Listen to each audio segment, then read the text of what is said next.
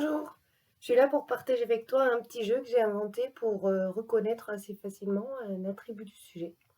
Donc voilà, je te propose d'imaginer une balance et de transformer ton corps en balance. Là, on va voir l'aiguille de la balance et les deux mains vont être le plateau. C'est parti, t'imagines bien la balance? Et bien on va mettre une phrase dessus. Alors avec la phrase le spectateur imagine une fleur, et ben nous on va s'imaginer là le corps au milieu du verbe, le spectateur et la fleur. On va se demander si c'est la même chose, si on a l'équilibre de la balance. Si c'est oui, on a un attribut du sujet. Si c'est non, c'est autre chose. Là, le spectateur, la fleur, ce n'est pas la même chose, ce n'est pas un attribut du sujet. La lecture est ma passion. Donc on met dans le premier plateau la lecture, ma passion dans le second plateau. On se pose la question, est-ce qu'on a un équilibre? Est-ce que c'est la même chose?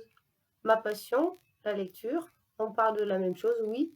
Et bien on va faire ici un attribut du sujet. On continue? Alors là, vous semblez content. On fait le jeu de la balance. Vous, content. Est-ce que c'est la même personne? Eh oui. Du coup, là, on a encore à faire un attribut du sujet. Content, attribut du sujet, vous. La conteuse finit son histoire. Je te laisse deviner. On y va. Donc, la conteuse d'un côté, son histoire de l'autre, c'est pas la même personne, ce sont deux choses différentes. Donc là, on n'a pas à faire un attribut du sujet. Donc, il y a des moments ça marche, d'autres moments ça marche pas. Du coup, on peut se demander comment ça se fait. On a une liste qu'on va appeler les verbes d'état, où ça marche tout le temps, et les autres où ça ne marche jamais. Pour trouver les verbes d'état, il suffit de se mettre le verbe sur la balance.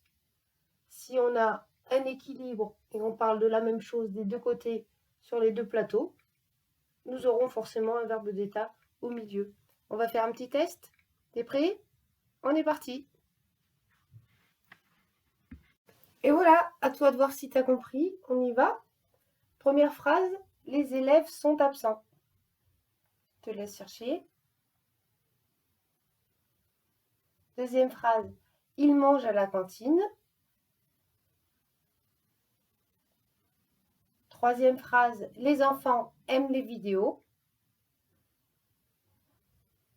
Et enfin, quatrième phrase, la classe reste déserte. On y va? Alors, premier plateau de balance, les élèves sont absents. Absents, les élèves, on parle la même chose? Oui. Donc là, oui, on a un attribut du sujet. Ils mangent à la cantine. Premier plateau, ils. Second plateau, à la cantine. Donc on a mange le verbe. Ils, c'est les élèves. À la cantine, ce n'est pas la même personne. Du coup, là, ça ne marche pas. Pas un attribut du sujet. Les enfants aiment les vidéos.